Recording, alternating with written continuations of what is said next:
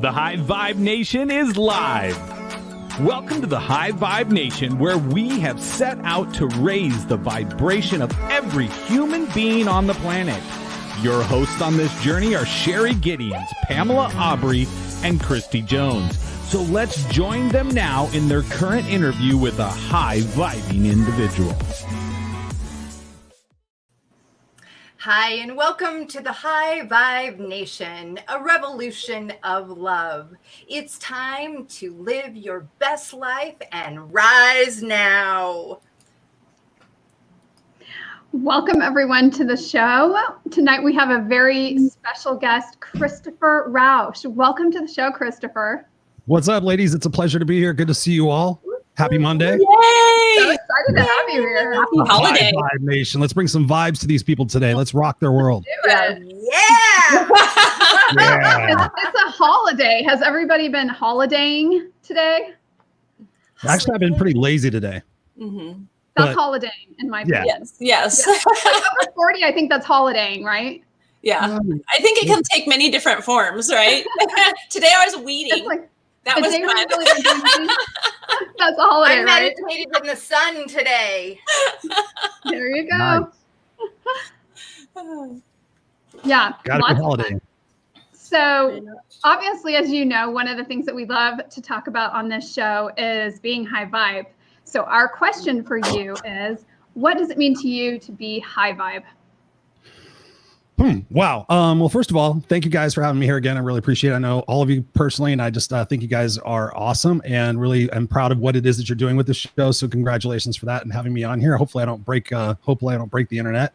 But what does high vibe? What does high vibe mean to me? I mean, that is actually, it reminds me of when I came up with KICKASS. I wanted something that said there was electricity, there was a energy, there was some sort of swagger, there was some sort of moxie in your step that said, hey, I'm a little bit different than the rest of you. And it's not that I'm different in a bad way. So I think of high vibe for me as like this vibrational thing, like you're humming with the tune of life, like you're buzzing to your own song, like whatever your song is, that you're buzzing to that. And you wake up every day and you have that song click in your head and it's like, all right, this is what I'm about. You don't have like the old sad songs like, you know, I'm lost in love and all that other stuff. That's a bad vibe. But you wake up and you feel like, you know, you got shit in your pants and you're just ready to go. And I say that like energy, not actual shit in your pants, because that would be really gross.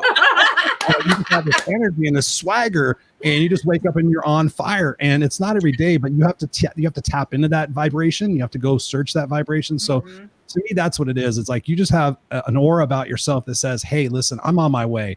Even though I have bad days, good days, whatever it might be, but I'm on my way to really make an impact in the world in my own way and in my own style. What do you guys? Has your definition of high vibe changed since you started this? Oh, heck yeah. Well, for myself, I love being myself, which is very over the top and silly and playful. And, part of that is just tapping into that energy of love at a greater level. And, it's okay if people don't get that part of me. One of the things I realized that Oprah said years ago, and it's stuck with me all these years, she said that she realized on her journey that she wasn't here to convince people of their truth or how they should be. She says that she was here to give a message and move forward, that she allowed that message to come through her just being her. And for me, high vibe is all about playing full out. Absolutely. What about you other two? Speak up. Yeah, no, it's funny because one of the things I love about you is that you bring so much energy to everything that you do.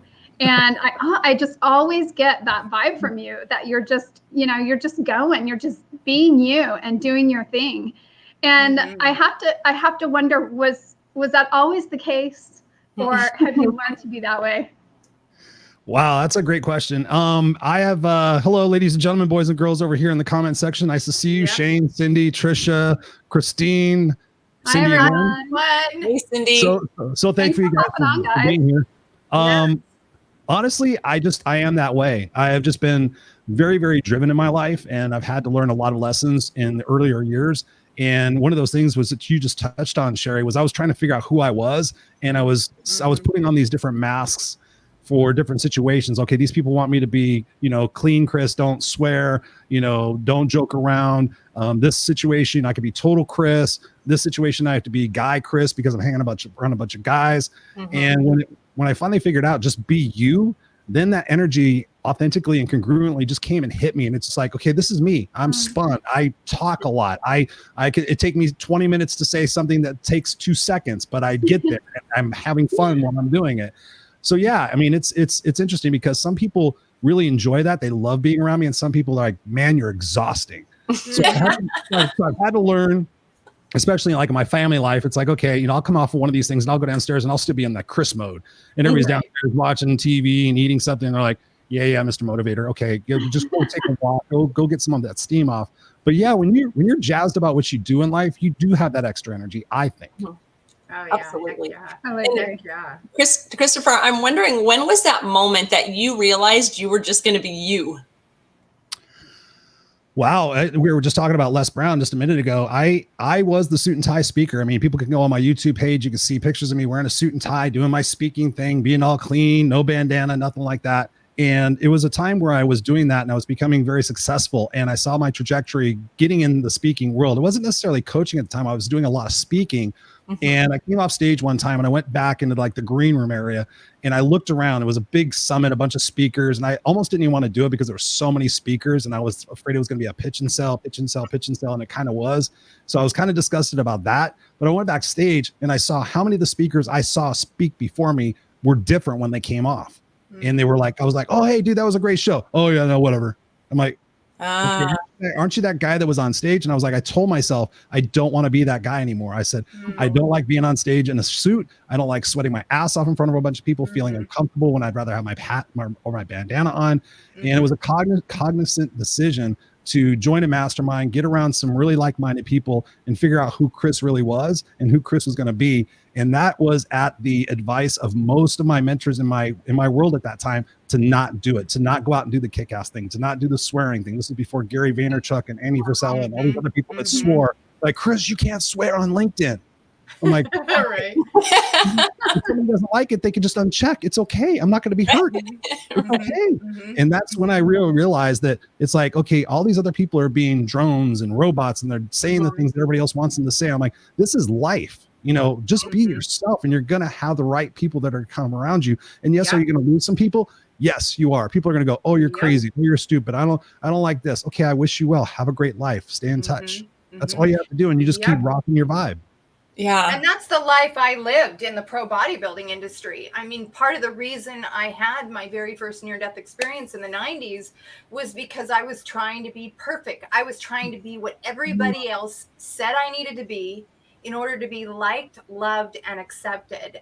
And so it, came down to my own downfall. And so going back to Les Brown, when I trained with Les Brown and he works with you on speaking and talking, he's all like, go out there and freaking make them hungry, hungry. And the cool thing about him is he always says, get the audience moving up and down. He said, you walk out there and he's all like, how many of you want to experience the best part of your life? Turn around and look at your friend and high five them and say, I love you. I'm the best, and gets them jumping up and down and gets them feeling good about themselves. Get them out moving. Yeah. Get that energy flow going. Yeah. So tell us a little bit about your life. Tell us a little bit about, what kind of upbringing you had and what's brought you to wanting to really give that message of living the kick-ass life and being confident doing it. Wow, Sherry, thank you guys. That is a long story, so I don't know how much time we have, but I'm trying to learn how to encapsulate it.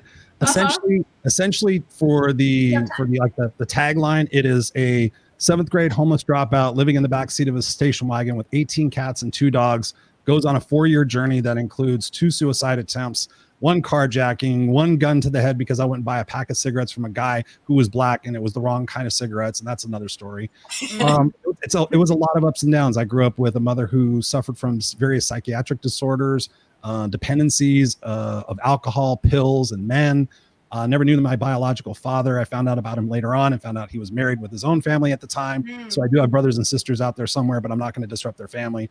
Interestingly enough, side note, I did do 23andMe, and I figured at that point, I'm like, well, if they figure me out, then it'll be an interesting conversation. But to get where I'm at today, it took a very painful decision at one point in my life where I was sitting in a motel on the top of the stairs, and I was looking at the prostitution, the drug trafficking, the cops coming in and out, the gangs and everything else. And I knew that there was a couple of decisions in my life that I was going to wind up dead or in jail, or I was going to leave and get out of that place and figure out what it is that I wanted to do in my life. And at the time, I kept taking care of my mom. I took care of my mom from when I was a little kid. And so it became a very codependent relationship that I was not aware of. But at 17 years old, after being through what I had been through, it was like, okay. And then an opportunity sprang itself, and I said, Mom, I have to go take this opportunity. And I thought for the first time in my life, she would actually say, you know what, Chris, I've screwed you up enough. I'm not going to hold you back now. I think you should go. And she called me every name in the book. She told me how selfish I was and blah, blah, blah, blah, blah. Told me all these different things. And it was really the ammunition I needed to say, okay, listen, sometimes you have to make tough decisions in your own best interest, but also in the best interest of other people so that they can become strong.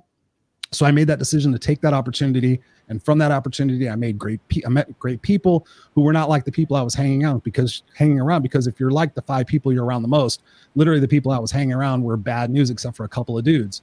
So then I got around the right people. And as I said before, 7th grade dropout. So I went back to school, figured things out, went and got my master's degree, bought a couple of houses, got into business, got into speaking. And it just, one day I woke up and said, I want to take all of this garbage, all of this hell that I've been through, all the shit that I've been through, and I want to take it and I want to package it up and I want it to mean something. So it doesn't mean that it happened to me, that it happened for me. And you guys hear me say that all the time, because I fully believe that life is happening for us. And that's when I got into coaching and speaking and mentoring at-risk kids. And really, that was the full circle moment when I got to go back to the junior high school I dropped out of. I never got to say goodbye to anybody. I literally just dropped out because my mom didn't want me to be seen by school officials and all this other stuff. It was just crazy. And I got to go back and speak to the 7th and 8th graders. I was invited back. It's on my YouTube page. It's an amazing situation where I got to go full circle. And the power of, gotta get chills, the power of doing that and taking your trash and making it your treasure is amazing. And that's really where I am today. Wow. I love that, taking your trash and turning it into your treasure. Really powerful. Yeah. So you took I like to say you took your pain and you made it your platform.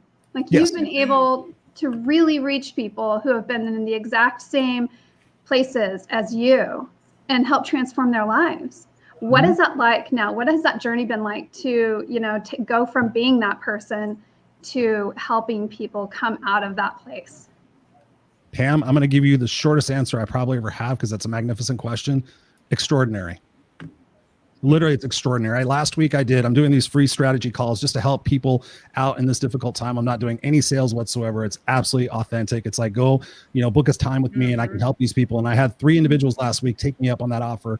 And in that hour, not transforming, but really altering their perspective about the situation and their strength and the opportunity to make something out of that was extraordinary. It was really moving for me to be able to say, wow, I've been through all this stuff. And now I'm at a spot where I can congruently, authentically, confidently say, yes, I can help people. It's not about helping myself through helping people anymore, which is something that I did get stuck on when I first started coaching. I was like, oh, let me just help all these people and I don't have to deal with my problems. I met a lot of coaches like that. So now to be able to say that and to just jump on a call and know without a doubt whatever situation they bring up that I can help them is extraordinary. Wow.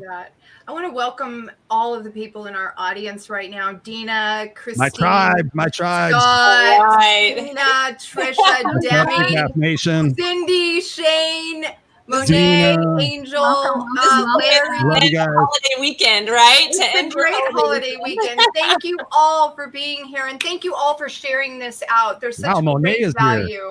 Yes, I got to give a special shout out to Monet. She's a dear friend of mine. We've had a great friendship over the years, and she's another one that pushed me to do things that were uncomfortable. I was a singer and semi-guitar player, and she used to be the person that would say, all right, you're going to go up there and sing the next song. It was like, what was it called? Not cover band night. It was open mic night. I'm like, what? I'm not going to do that. She goes, just shut up and get up there. And it was like this. I remember singing this Poison song and I was petrified and I couldn't remember the verses, but shout out to Monet. She's a great person. So, and all you guys just being here, thank you so much. I did shout out to a lot of people. So yes. Hi, Weldon. Thanks, Karen. And Dina. you know, let me turn that back to you guys. I mean, you guys are all coaches in your respective fields, and you guys all mentor and make a difference in the world. What was it like for you when you got to that point where you just was like, it was no longer a question if you could, it was a question of how far will you go? Well, so much of it is letting go of fear, you know, because that good old illusion of fear is very real when it's going on. But when you start to seek more in yourself for the answers and the solutions, and you stop looking for them in the outer world, when you start tapping into the inside and you realize that there's this, you can call it a vibration, you can call it source, the universe, that there's this power that is not separate from us. It's always been available to us.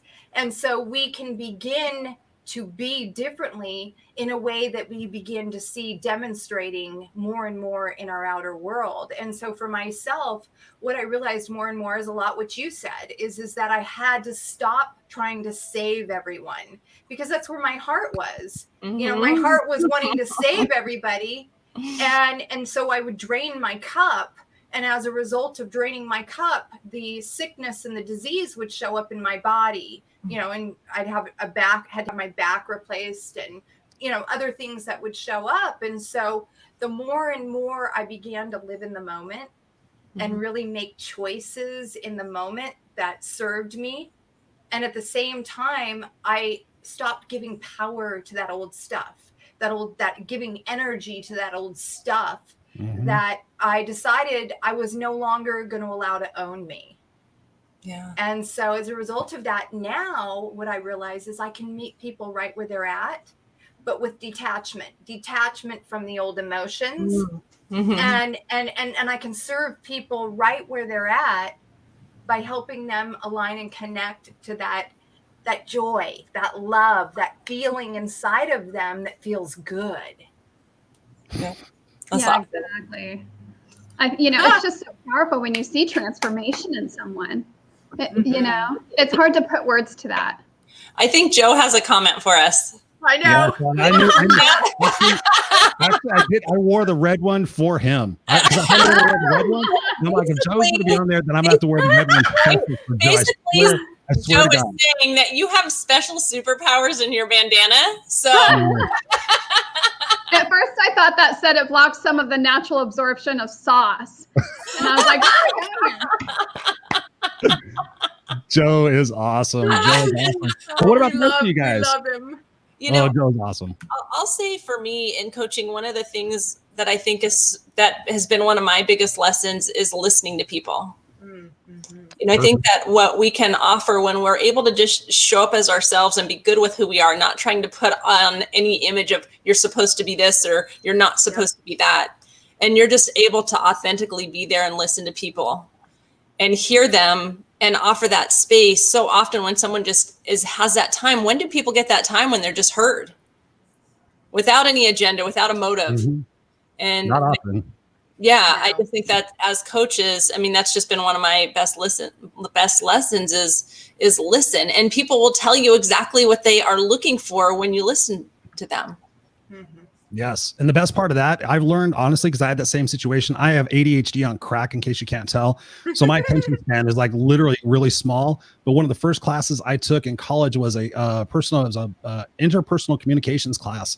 And in that class, I learned really one of the differences that I teach a lot about is listening versus hearing and selective hearing disorder, and how to really give that person your undivided attention to be able to say, hey, listen, on your journey, this is what you learned. And paraphrasing back to them, I never knew how much massive value and power that still has to this very single day. When somebody talks to me and I paraphrase back to them, you're like, there's almost a shock that you actually listened and actually cared about that. So I think that's magnificent. What about you, Miss Pam? Absolutely. Well, yeah, I mean, I couldn't agree more. I actually, you know, it's funny because for me, I almost feel like sometimes when I'm coaching, you know, seeing what's happening for the other person, it's like, it's so powerful that it transforms me in a way, you know. But that's kind of one of the amazing things about the work that I do, is that because of the energy work portion of it, you know, there are constantly shifts going on. So it can be something that shifts you at the same time it shifts the other person. So it's really remarkable, like from that perspective. But absolutely, I mean, that listening, just really connecting with someone's heart is just critical. Mm-hmm. It's a present. I know. I agree. Yeah, absolutely. What is it that, because just listening to you creates fun in me, and I feel the confidence. I create fun in you. Yes. You just do that big smile that, yeah. And in general. Oh, yeah, let's go. Uh-huh. No, I'm not taking the shirt off. There's people here who have kids that might need to see later. Show, maybe after hours. No, but honestly, thank you. No, I really try to bring the fun. I really try to bring heart-centered, smack in your face, serious personal development stuff, whatever you want to call it. But yeah, you got to have fun. I mean, that brings out a different side of people. It loosens them up. And so I'm glad I bring that. So thank you for saying that. Oh, yeah, absolutely. Too much fun. Mm-hmm. Yeah. There's Chad. What's up, Chad? Another brother from another mother. Chad's awesome. Thank you for being here, buddy. Cindy says bacon, not crack. Ooh, flavored bacon burger. Question, Chris, what do you think about bacon? What do I think about bacon? Honestly, as long as I don't think about where it came from, I love it. No, it's fantastic. I mean, bacon really could save the world. I mean, if everybody just had a piece of bacon like every 5 or 10 minutes, I think everybody get along much better. Like, what kind of bacon do you have? I have jerky bacon. Okay, I have Cindy's bourbon bacon. No, right. You might have to have some chocolate on the side, but right. I like it. Good job. Okay. I mean, like in a muffin, of course, like a bacon chocolate muffin. A bacon chocolate muffin. You've been smoking? You've been smoking and didn't invite me. I'm going to be mad. A muffin, right? Yeah. Yeah. I like the bagel with the cream cheese, the strawberry jelly, and the bacon on top. Have you ever had that? No. So good. Oh my Probably God. won't. You gotta try it. It's yummy. I like my bacon well, I can't say that anymore. Jesus. I was gonna say I like my bacon like I like my women, but I can't. Good joke. Yeah. I like Broccoli. ooh, bacon wrapped broccoli. That would be maybe. Yeah. All right, get control of the show before I take it over, and we wind up just laughing. So, Chris, what's great is that you are, as human as everyone else, including us. And so, as amazing as you are, you've had some failures along the way. So, how have you dealt with your failures in life? Wow. Good one. Guess I gotta be human now. No, actually, I look at things. It's interesting when you say the word failure. To me, honestly, and this is no bullshit. Failure is a word. Failure, I can't remember exact quote, but basically, failure is not the falling down. Failure is the staying down. And so, yes, we tumble. Yes, we get knocked off our pedestal. Yes, our expectations aren't met. But honestly, when I look back on my life and I think about the things that I quote unquote failed at, they all, in the situation, of course, I hated it and it hurt and there was a lot of emotion and a lot of, sometimes it took a lot of time for it to heal. But in retrospect and looking at those situations, I'm so thankful they happened, because maybe they happened because I wasn't supposed to be on that path. Maybe if I was going to get in the music business early on, I started off in the music business. I wanted to be an A&R guy. I went to work for Virgin Records in Beverly Hills. It was crazy. I was doing all these things. I was around all these bands. And then there's a couple of things that happened where it just kind of shocked me. And I'm like, well, wait a minute, that's not supposed to be my course of direction then. Let me figure out what it is. So when you have a quote unquote failure, it's really the best opportunity in life to look and see, okay, what was the actions that led up to this? And what was my responsibility in this? Because oftentimes, actually, I will say this, I can say that.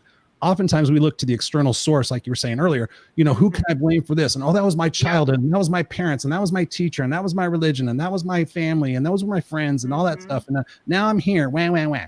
If you sit there and you take an honest look at the situation, it's like nobody made those choices to get where you are but you. Right. And you put that accountability mirror up to yourself and you see it fog for a second. You say, hey, okay, what can I do with this situation now to turn it around to where it's going to work for me and instead of against me? So in my situations where I've quote unquote failed, it has made me stronger for the person that I am, because I continue to go on and I continue now more than ever to just let life unfold. Whereas before I was more of a perfectionist and I had to be, okay, what was plan A, B, and C, and D? When you have that and you're a perfectionist, you're going to set yourself up for expectational failure, which is what I call it. So you have to sit there and look at those things and realize they're happening for you, and they may have saved you from a life of mediocrity and complacency and regret. versus a life of just like, okay, what's next? I'm excited. I'm not fearful, but I'm excited. Same emotion, just a different term. So how do you teach people to start creating different habits, creating different mindsets? Because so many people, as you've said, their habit is to point fingers. Their habit is to go into, the drama of a situation or an experience instead of recognizing that it's them doing it. What do you do to walk somebody through that? Great question, Sherry. Honestly, it is about the habits and it's really honestly about what you focus on the most. I tell people in the calls that I did last week, I said, just do me one favor. I said, when you wake up tomorrow morning, I ask them, like, when you wake up, what do you think about? And they're like, oh, I think about this and I think about that. And I could tell by their body language, by their energy that, they're just setting themselves up for a mediocre day or something like that. I'm like, when you first wake up, that is your opportunity to, whether you're religious or not, spiritual or not, whatever it is, to just give thanks that you woke up, because so many people go to bed at night and they don't wake up. Okay, so now I'm grateful. Now I'm in a mood of gratitude. So I'm going to be grateful. I'm grateful my son's alive. I'm grateful I have a roof over my head. And you start setting that energy, and then you start setting intentions. Like, my intention for today is to be in the moment and playful with Jackson. My intention today is to get out and serve and help people alter their perspectives about their past, present, and their future. And you start looking at it as an opportunity that whatever it is that you're doing in your habits and what you're focused on, you have to change those. You have to turn the direction around and say, okay, listen, I've been blaming everybody else for this. Now it's my turn to turn the fingers around towards me and say, okay, what's my role in this and how am I going to accept responsibility for that? And quite honestly, that's how I came up with the moniker of No Excuses Coach, because people would come to me and they would have every excuse in the book. And I would just like, bing, bing, bing. What's next? Right. What's next? What's next? And then I would just leave them raw. And they were just like, you're right. And I love that feeling when they're just like, you're right, Chris. I'm like, how can you blame your parents? What 75 decisions have you made since you were 6 years old? I didn't look at it that way. I'm like, no, because we're a blaming culture. We're not a self-accountable culture. I mean, when we're kids, we're taught, did you do your best, Chris? Yeah, I did my best. Okay, we'll try better next time. Oh, okay. Well, that got me out of it. Oh, do you have a bad teacher? Yeah, she teaches English terribly. Oh, okay. Well, maybe we'll get you a tutor. We'll get you whatever it is. You just got to figure it out and stop putting the blame on other people and take the responsibility for yourself. And that's when life really becomes that high vibration that we were talking about at the start of it. You start getting jazzed and excited about what's next, instead of living in the fear of like, oh, if I have another failure, what are my parents going to think about me? What's my wife going to think about me? What's my friends going to, who cares? Right. They have their own shit they're dealing with. They're probably not thinking about you as much as you think that they are. And I love no excuses. Like, and so I'm wondering, when you have a new client and maybe you haven't built that rapport yet, and you're explaining them that your philosophies, can you just share a little bit about your process and how you introduce people into this no excuses mindset? Great question. Christy, thank you. They kind of know what they're getting into, I think, when people see me. So it's kind of an expectation. Like, I've had people say, I've wanted to talk to you for a year, but I'm scared to death because I know you're going to tell me what I already know. And you're going to tell it to me in a loving way, but you're going to call me on my bullshit. And I'm not sure if I'm ready for that. So that's kind of freaky. But honestly, I come at it with love. As much as I am a tough guy and as much as I am outspoken, I come at it with, hey, first of all, thank you for reaching out. This is amazing. This is the first step. Do you do a strategy session with them first, and then you see if you're a match during this process? Oh yeah. Yeah. Okay. I don't coach everybody anymore, because so many people are tied to their story. If I could feel that they're tied to their story more than I think that I have the strength and the ability to get them out of that story in 6 months, usually what I coach is for 6 months, then I let them go. I'm like, you just want to tell everybody you have a coach. You just want to tell everybody you're getting help, but you really are still tied to that story. And I'm not going to drag myself down, because I did that for years, and I'm so empathic, and I'd be so drained, and I would sit there and me too. I would talk to myself like, what am I not doing to get this person to figure this out? I'm like, it wasn't anything I was doing, and they're just so tied to that story. But honestly, it's just love. It's like, okay, are you ready to drop whatever is not working for you and get started on reshaping your perspective about your life and yourself and what has happened to you and what's going to happen for you? And I could read into their chemistry, and just I could tell that's what it is. But it really is about stop that excuse. I don't have time. How in the hell does J-Lo have the same 24 hours in a day? How does Elon Musk have 24 hours in a day? How does all these people have 24 hours in a day and you can't get shit done? Shut up. What are you doing? I mean, seriously, it pisses me off, and I don't have time. I'm like, I figure out how to do things in like 10-minute slots, sitting there taking care of Jackson. I don't have time anymore necessarily like I did, but you do a bunch of 10-minute things really good and really quick, and you stay organized about it, you will move the needle on what it is that you need to do. So you just got to stop that. And especially when people say, I don't know how to do that, that really pisses me off. Because you just have to Google it. I mean, everything out there is available. That's the thing that surprises the heck out of me, guys. And I'm sure you'll agree with me, is the fact that if you go on Google or YouTube, literally there are thousands and thousands and thousands of hours of free information that if you just act on it and you just were consistent about it and you just did it, you wouldn't need any life coaches. You wouldn't need anything else. You would just actually make the traction. But most people won't take that responsibility. Well, I think it comes down to knowing yourself. It goes back to that knowing part of yourself. The more you know yourself, the better you do.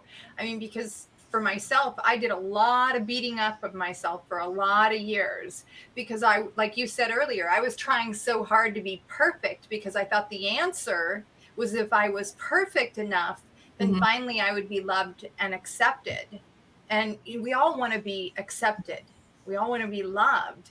And so when I started tapping into that in myself, and it sounds like you too, you start recognizing that the people that are showing up in your now moments are reflecting back to you parts of yourself that are ready, either one, to be let go of, or two, to step up to a greater, grander expression of yourself. And how did you do that, Chris? I mean, how did you get to that place of being able to let go of that? Yeah. You have to be sick and tired of being sick and tired. Honestly, that's one of the things I say a lot now is I tell people, are you playing the someday game? Oh, someday when this, someday when that. Or, literally Tony Robbins talks about you do things for two reasons, to avoid pain or to gain pleasure. So when you catch yourself, what it is that I'm trying to avoid, and you get sick and tired of that stuff, and you realize that life is not going to be easy, you're going to have to make really tough, gut-wrenching decisions to get where you want to go. And most people sit there and play that someday game. Oh, maybe when the kids are grown up, then I'll divorce my husband, and then I'll go out and do the thing I really want to do at 58 years old. Okay, you just spent the last 17 years of your life being miserable and showing your kid what it means to be in an unhappy marriage. You wasted that time. Now you're going to live part of your life in regret. Just go and just address those things and just realize it's not going to be easy, but it's going to be certainly worth it. And you just have to trust yourself. You have to really, like I said before, like I said last week, people kept talking about fear. I'm like, what are you afraid of? Like, I'm afraid of the unknown. I'm like, tell me what's going to happen the next 3 minutes. I'm like, well, tell me what's going to happen the next 3 hours. Well, it gets a little bit more difficult. I'm like, you don't know what is going to happen next. There is no control of the situation. I think really honestly what I've learned, and I'd like you guys' thoughts on this too, is I've learned there is not much you can control aside from your reaction or your response to something. And that's very important as well. But really, if you look at life as being exciting versus being fearful, it's like I used the analogy the other day, you wait to get on a roller coaster ride and you're standing there and you're scared and you're like, oh my God, should I be doing this? That's really high. Those guys are going really fast. They go through a loop-de-doo. But you stand there anyway because you want to be excited. You want to be alive as long as it's safe. But life isn't always safe. But as long as you're excited about what the ride's going to do and how you're going to feel after you've done it and how excited and proud you are that you just went on that quote unquote roller coaster of ending a relationship or ending a job that you hate, it's like life becomes magnificent. And truly, life is simple. If you don't like where you're going, stop going there. If you don't like who you're going to, stop going with them. People keep doing it and they get different results. And I'm like, how is that working for you? It's funny that you say that because I had a second crop of kids right before 40. So I have grown children and then I had twins right before 40. And just literally on Friday, we had a big party for the girls and they had 10 kids over. And one of the girls had to go home early because her parents are really, really strict. And so my daughter and I were talking the next day about how she sneaks around. And my daughter said, I think that when parents are really, really strict, it creates sneaking around kids because you can't just, like she said with us, like we talk to her, we talk to them, we get their opinion. We want to know what value means to them. And so as a result of it, they don't even go and make decisions or choices that don't feel good because they want to be what you said, in that feeling of excited and fun and play. Yeah. I mean, that's phenomenal. That's what I'm learning as a parent also. And that's a great point, Sherry, is the fact that we try to overprotect and try to over guide and do all these different things when you just let them experience. I mean, it's like when they touch a hot stove, guess what? Most times they don't touch the hot stove anymore, but we want to protect them. Like, no, sweetie, it's hot. It's hot. We know one day they're going to touch the stove, and we know one day they're going to learn. So why not have them learn it now?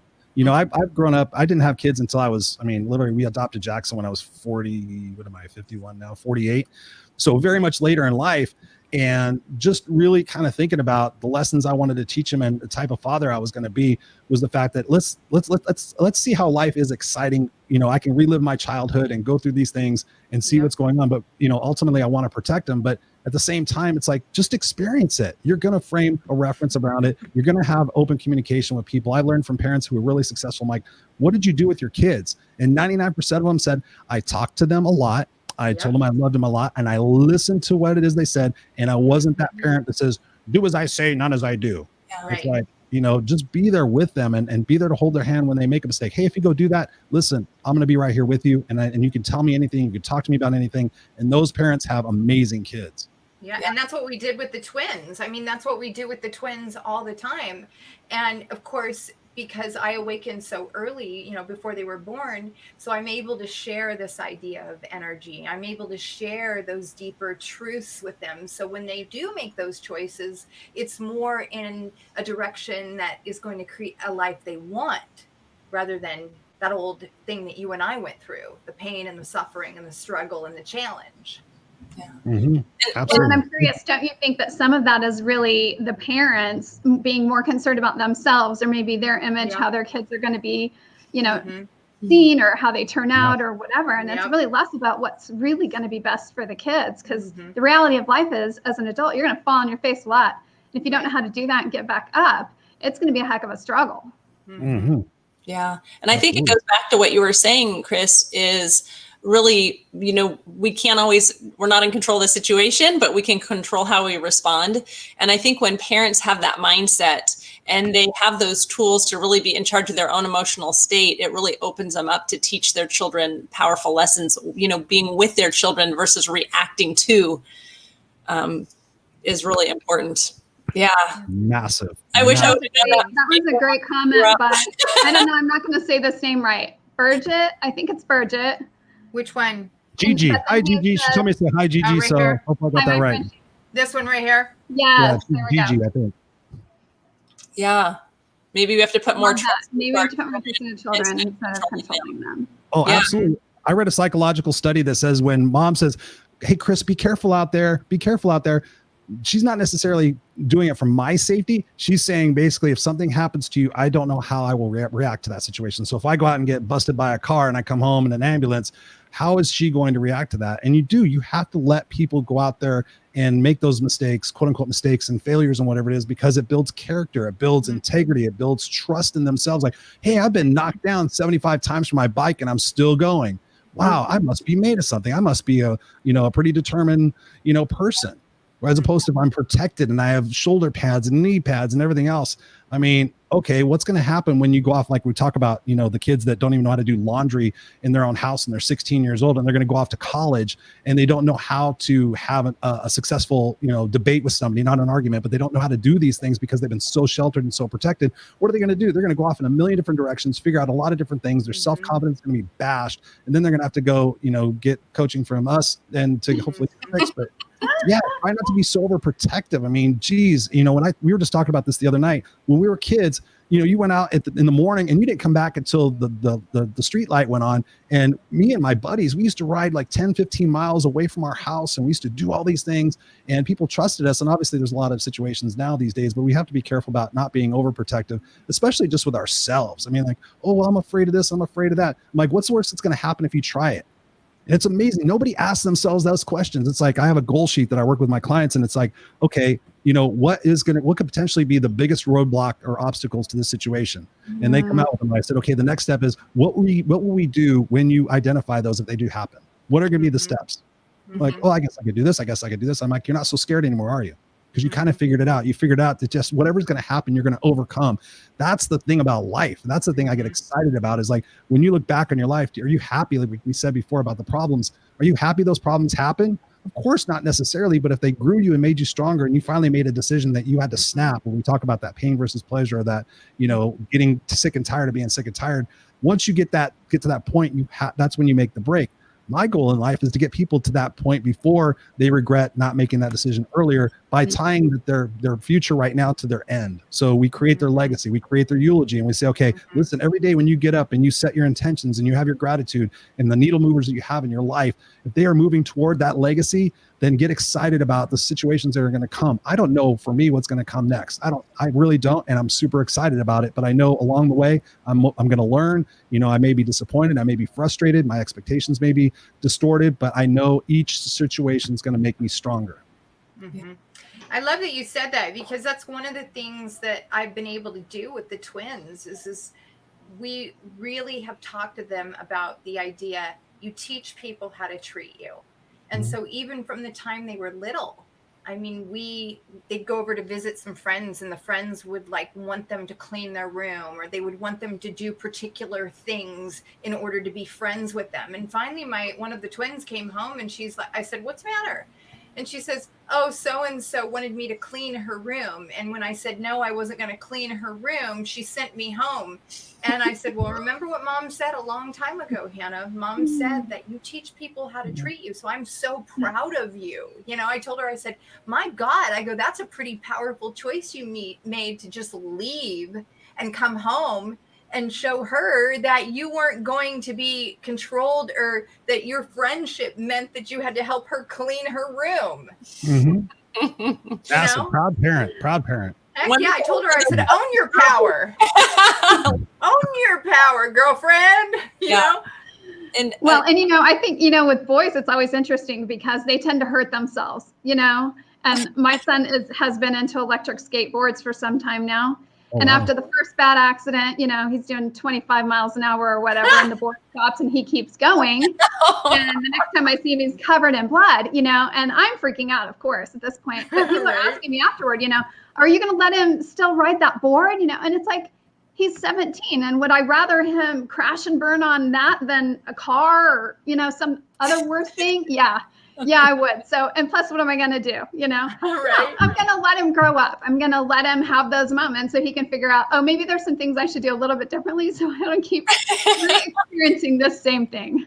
Exactly. I mean, that's what shapes us. You know, that's really, honestly, that's what shapes us. The good times are great, but the times where we learn our lessons is when we're down and we're like, okay, what do I have to do with this? It's like the proverbial Rocky movie, and thinking about that and using that to be truly unstoppable. I mean, people out there who have been through massively more than I've been through, who are massively more successful, have just been people who have taken those situations and turned them around faster and just said, okay, what am I supposed to learn next? And you get excited about that. And you have that childhood enjoyment and that adventure and what is next, you know, and just free falling into stuff and not being so worried about what other people are going to think. You know, honestly, I was just watching Gary Vaynerchuk earlier, and he just said it like a million times. He's like, fuck what people think.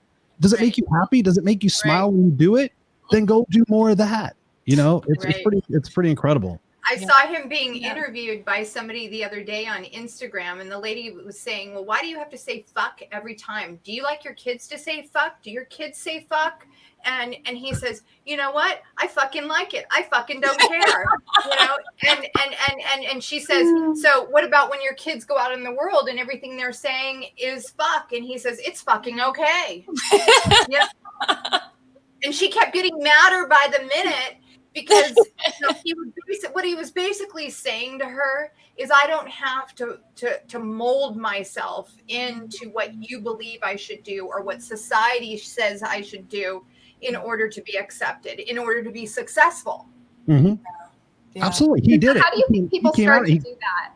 You know, when you're working with people and they're really struggling with that, what are some of the things that you help them to do to kind of turn that tide? I ask them if they're happy being that way. And I tell them it's a yes or no answer. A lot of what I talked about, a lot of what I do is I ask people questions and I get them to come to the realization that they already know in their deepest part of their heart or the deepest part of their brain, whichever they're operating from the most. And I just ask them questions like, okay, we're obviously having a conversation today. How do you like the decisions that you're making currently? Well, I don't. Then what do you suppose you could possibly do to change the situations? I have to make different choices. That's why I'm talking to you. Okay. Are you ready to make those choices that might upset other people just when you're going to be yourself? You know, I have talked to people who have been in straight relationships who are gay. I have talked to I mean, you run the list by me, and I literally have either coached somebody through it or have helped somebody through that type of a situation. And it's just all about being who you are, celebrating your freak flag, whatever it might be. I mean, kid you not, we were talking about Les Brown earlier. Les Brown told me when I was in his trainer camp, and I don't know if you guys have ever seen the picture, but Les Brown puts on a bandana. I saw it, yeah, the one with you. He actually came down and he goes, "You got one of those for me, kick-ass?" But he did not like the language. He didn't like anything. But I'm sure, and I know this, and I can say this, and I would say this to Les Brown's face. I can honestly say, I think that he would actually entertain a little bit of that, because I think on the inside, he might be that freak. But he's done things. He's played well to the chest. He's very successful in that respect.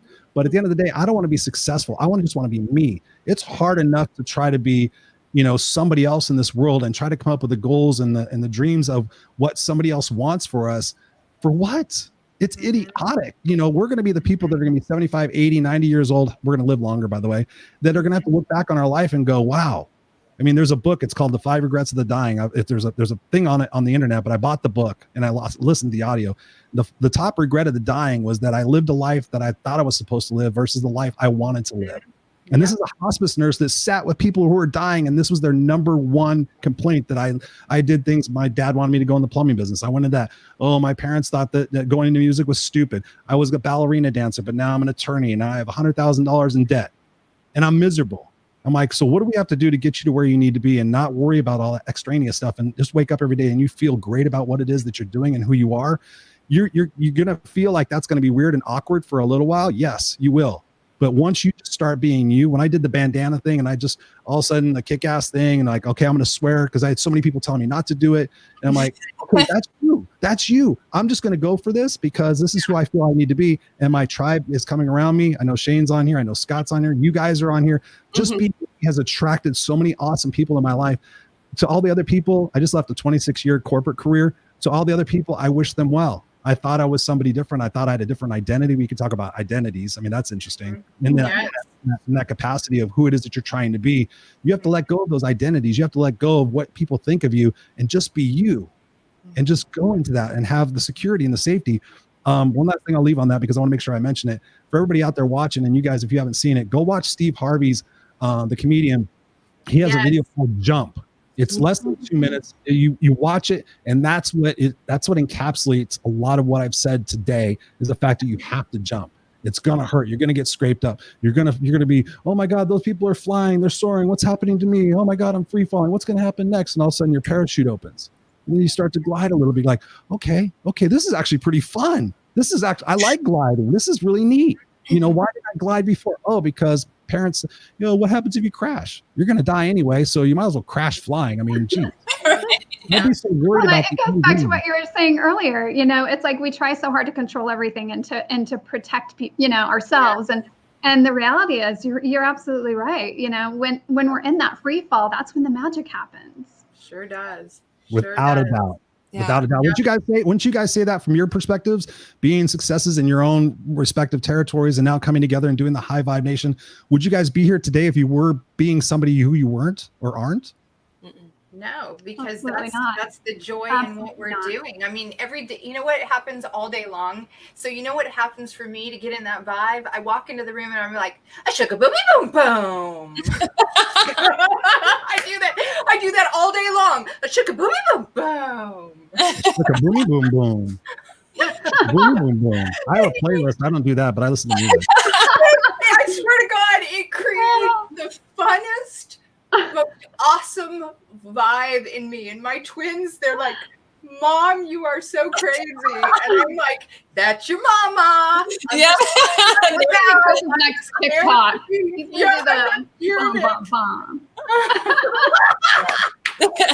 And I'm dying to see it. It's already in my head. I haven't been able to read all the comments right now, but do we have any questions in here? Because I definitely I tease people. I said, if you have any questions or anything, I would love to hear from you. So I want to make sure we don't miss any of those. But Joe says my virgin ears are bleeding. I'm like, nothing about you, Joe. Why you say that? He'll be okay. He'll get over it. Let me see. Why you say these F words in a global society? It's not good at all. Then don't listen to them. In a global society, that's your opinion. I mean, that's fine. But in a global society, I'd rather talk to somebody who has passion and who is real than somebody who's getting up there prescribing the words they're trying to say I mean, come on, just be you. And if it doesn't resonate with you, then go find somebody who does. I mean, that's where I look at it. Yeah. And one of the things, I mean, just ever since I met you, Chris, what I've really just admired and respected is just that you show up as yourself, no matter what. And I truly believe you offer freedom. Just anybody watching you feels a sense of freedom that they can just show up and they can be what's there for them. And I think it's so important. And especially, I would say, I kind of wanted to get a little bit more from you on working with teens. And I think that the work you do of being yourself and young people seeing that you can actually follow what's authentic to you. Could you speak to that a little bit? Sure. And thank you, Christy. I mean, we met each other in person that one time, and I think you're awesome too. I could tell your spirit. So thank you for saying that. But yeah, it's just what you said. You know, you just show up being you, and people kind of go, okay, cool. And I know without a doubt, probably more people than not go, what the hell is this guy about? You know, oh, he's what's wrong with the world. Okay, well, just go ahead and, you know, just go back to your bitch session and whatever your miserable life might be. But to answer your question, working with teens is phenomenal.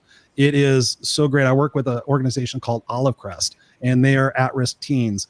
I got into that from being a mentor for the Corona Police Department here in Riverside, California. I went through the police department. I said, I want to help these kids who are out there. They don't have parents. They have these stupid counselors. And I shouldn't say that, but they have these counselors. I shouldn't say stupid.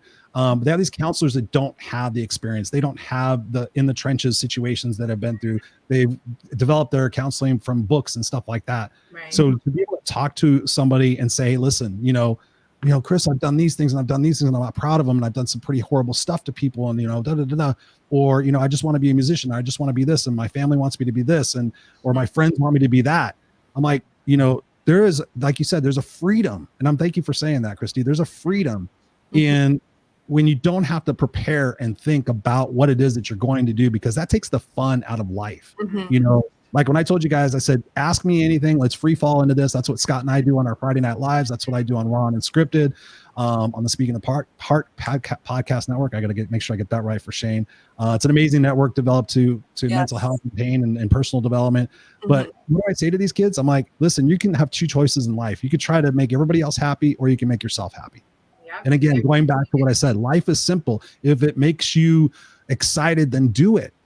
And if it doesn't make as much money, or it doesn't give you as much attention, or whatever it is, that will be fine, because the impact that you make in a person or in a situation with your art, your music, whatever it is that might float your boat, that's where the magic happens. And that's where so many people get it wrong, because they think they have to go through this prescriptive thing of life, and that someday they make it to this place where they're happy. It's like, oh, I have this and I have that and I have this. I'm like, why can't you be happy right now? Yeah. When they have that's what I'm going to talk about around talking to kids. When you're talking to kids and their whole focus is on material things, and, you know, the next best Jordan shoes, or, you know, they want this or that, but their focus is on a lack of money or not enough money. How do you address that topic when they're saying to you, well, I don't have enough? I say, how do you get enough? What can you take responsibility for today that can get you that? If you want a pair of Jordans, what can you sell today?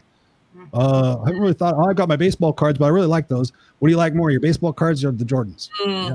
Oh, yeah. Do you know how to wash a car? Well, yeah. We'll go out and wash 10 cars a day for $10 a piece. You got a bucket, you got some soap, right? Yeah. Okay. You know, just go. It's about getting resourceful. So many people sit there and they have that lack mindset. Like, I don't know what to do. It's like, go Google what 100 things can I do today to make $5. You know, get on Fiverr. I've had so many people sit there and say they don't have money. I'm like, go get on Fiverr. You're an artist. You're a this, you're a that. Go get on Fiverr. Well, it's only $5. I'm like, well, what is 5 times 25 times 7 days a week times 365 days a year? Is that going to buy you the situation that you want that's supposedly going to make you happy? Or how about just realizing that maybe you're trying to cure a symptom to a problem instead of the root cause to a problem, and you're still going to be miserable, but you're going to still have the Jordans. That's where I really get excited about coaching, and getting into that stuff, because it's like, when you get into the root of something and you really pull that son of a bitch out and you like, here's your problem, here it is, and they are able to address it and realize it, then nothing's going to hold them back from that point. And going back to tie it into the speaking thing, it's funny because I've spoken for a lot of youth organizations. I was also involved with the Brightest Star organization, and in some of those situations she said, please don't swear, and I'm like, I'm going to talk to these kids like they talk to each other. Okay, I'm not going to go in there and say, Look, I've never heard a bad word before. I can guarantee it, right? yeah, the 15-year-old is not going to be surprised if I say, get your shit together. But if I say, get your stuff together, they're like, oh, he's just another one of those guys. So I walk in the room, I'm like, hey guys, I'm here. I'm here with you and for you. Here's my story. Here's where I've been. You're going to get nothing but authenticity from me. How can I serve you? And let's just have a real conversation. What's the real situation here? And 9 times out of 10, these kids, between 13 and 18, even in their 20s, I've mentored, when they graduate from the at-risk program, they go on to like an adult program that I kind of help them with. The fact that when you get to the fact that they're still dealing with a hurt kid, they could be the toughest gangbanger. I told this one guy, I said, I'm going to give you a hug. He was a known gang member. He goes, if you hug me, I'll kill you. And I said, I'm going to give you a hug, so you're going to have to kill me. And as soon as I hugged him, he got real mad. He's like, and I give him a bigger hug. I'm like, dude, I got you. It's cool. You don't have to be that tough. It's okay. You're probably 6 years old inside, damaged from a situation that happened from your parents who didn't know any better at the time anyway. So you just reminds me, what that reminds me of when you just said that. See, some of these kids have never had hugs and they've never been really shown this love. It kind of makes me think of the story that Bob Donnell tells about, sitting next to what was it, Pam? He sat next to somebody on a park bench or something like that, and the guy had just gotten out of prison, and he, ends up asking him all these questions. And lo and behold, the guy like really opens up to him and he gives him a big hug. And that, somebody like that, hard life, getting out of prison, never been taught that kind of stuff. And then all of a sudden he's opening up at a level through specific questions. And then here's this guy that comes along and, gives him a hug. I thought that was pretty awesome. Yeah. It's amazing what a hug could do. And that's actually on Bob Donnell's TED Talk. If you haven't heard that yet, it's really powerful. Yeah, Bob's great people. Yeah. Well, I think it goes back to, just what you were saying earlier. It's about empowering them. It's about empowering kids and adults alike, and to help them to start to see who they really are, and to be able to then fall in love with that person. Because that's essentially what it takes, is to realize it's okay. It's okay if I like myself. It's okay if I love myself, right? Oh, absolutely. I mean, what recommendations would you guys give to the audience right now if they don't know how to love themselves or like themselves? What experiences in your respective backgrounds would help them, in this time right now? If they're like struggling, I don't even like myself. I don't even know myself. I don't even love myself. What would you guys say to them? Go ahead, Chris. Okay. A lot of what I'm teaching is people to start listening inside their body. Yeah. So I start with really simple things. I start with movement.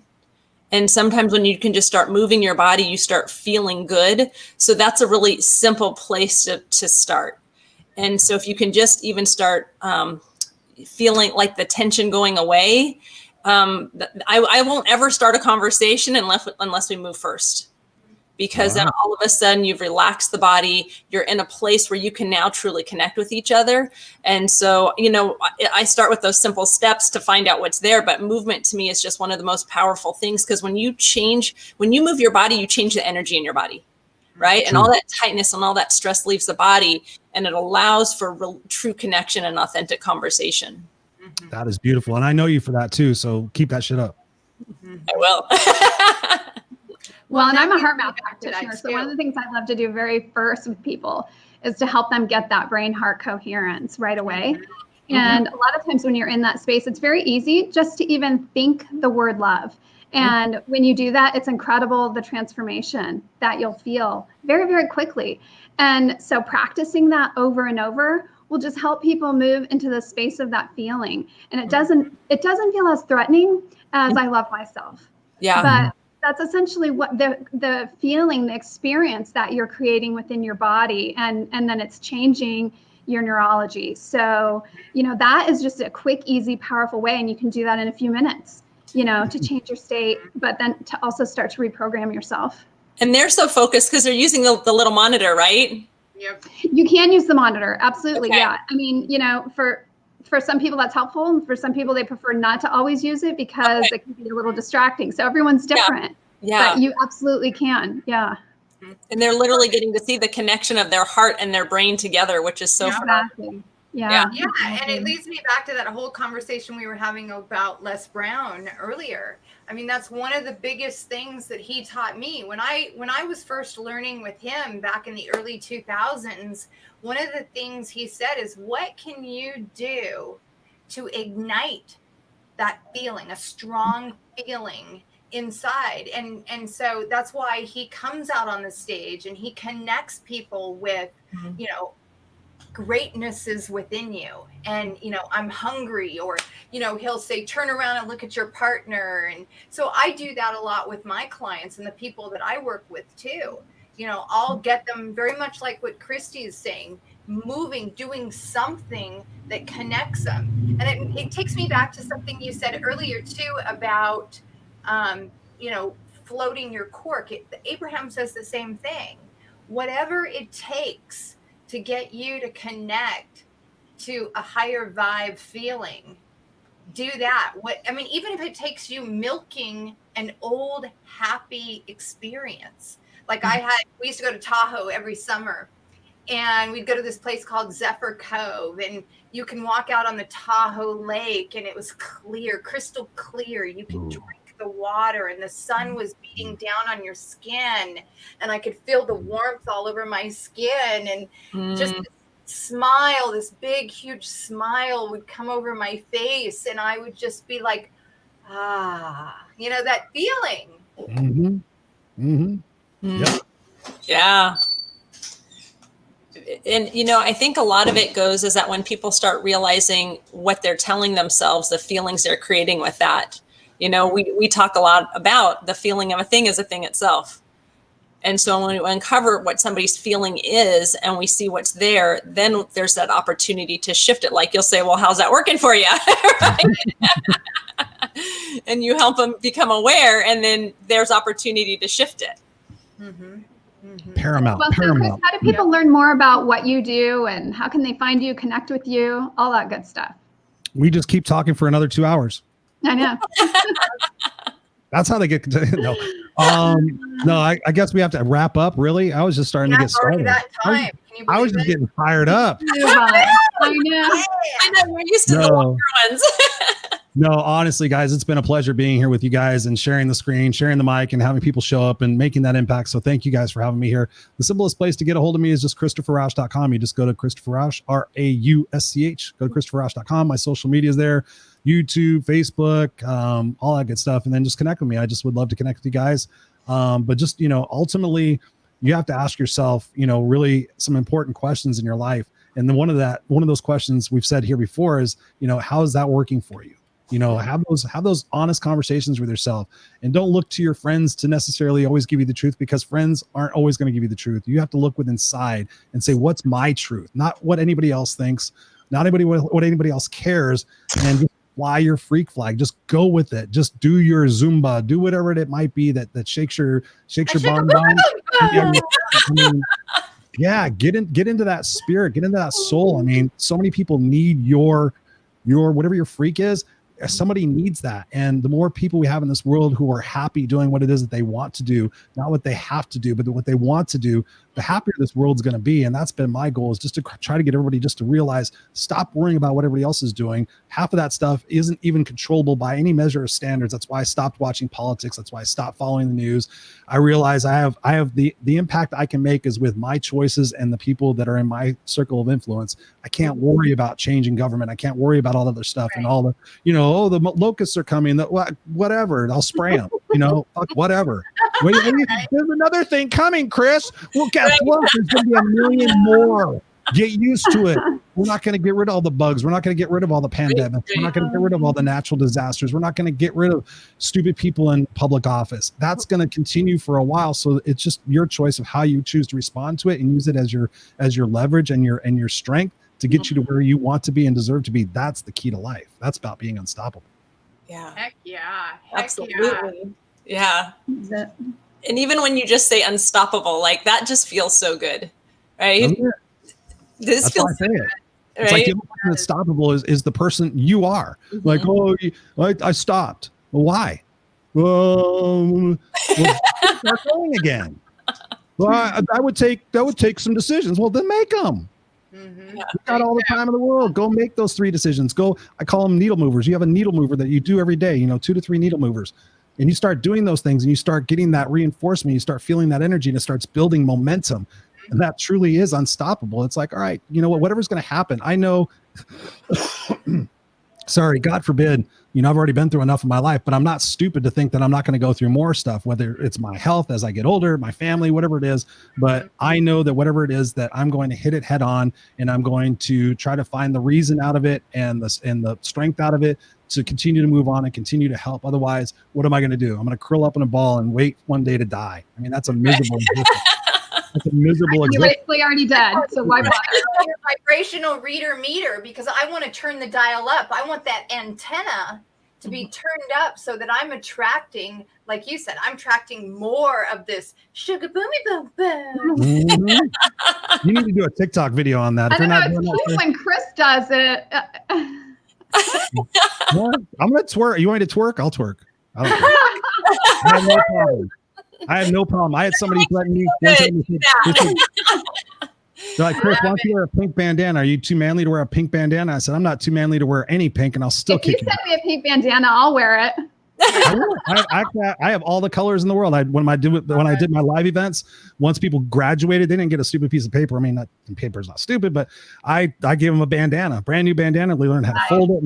Now I'm kick-ass unstoppable. Now I got that feeling. Chad shows up to the things. He wears a bandana sometimes. He's like, I just feel extra energy with it. It's like whatever it is that works for you. Honestly, I swear to God, the only reason why I wear a bandana is I sweat and I hate perspiration on my face. And then the hat became something else because people, when I just wore the bandana, like, oh, you look kind of like Bret Michaels when I used to spike my hair out. And I'm like, well, Jesus Christ, I don't want to do that. And so then I used to wear my hat on backwards or a bandana. So then I just combined the two. And that's the whole story beyond that. It's just like whatever works for you, whatever makes you happy. Right. So important question. What's your favorite color bandana? Wow. Joe, what's my favorite color bandana? Joe? Joe? Here's He's cooking bacon. I was just thinking, I wish I could figure out how to pull off the bandana. You want to pull it off? Well, you got to come a little I wanna closer. pull Come a little it off. closer. Come a little closer. You can pull it off. Okay, hang on, wait. Yeah. What's my favorite? Honestly, I don't know. It just depends on my mood. It just kind of depends on what I'm bringing. Sometimes I like gray. Sometimes I like blue. I like black because it kind of just blends in. I have neon green for mental health awareness. I have a neon green bandana and a neon green tie. When I would go out and speak, I had my little professional kind of mix smash of business and rock star kind of thing. And yeah, to me, the color doesn't matter. It's that now it's become a thing. And that's kind of cool. That's when you know your branding's working. That's when you know you're on point, is when you're out there swearing, you got your hat on backwards, you're wearing a bandana, but you're bringing the value and you're bringing the heart to everything else. They don't look at that, or it becomes a sign of strength, or it's like, people sit there and say, I get memes all the time for this. I mean, I've done that since I was like a little kid. It used to be a rock and roll thing, but it's now just stay kick ass. And people are like, oh yeah, they send me that. They send me bandana things. It's like, that's when you know you're working. So yeah, just fly your freak flag and have a good time doing it. I mean, that's what this is all about.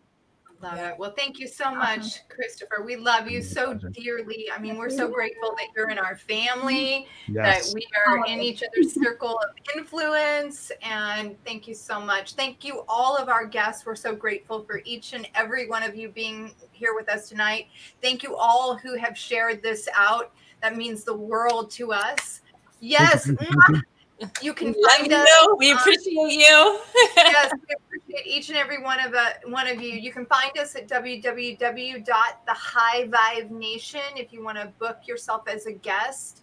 And until Wednesday night, we have the amazing Eric Swanson on Mr. Wednesday Incredible. night. Yes, Mr. Incredible. And once again, have an amazing Memorial Day. I hope you had a fabulous weekend. And until Wednesday night, love you all. Thank you, guys.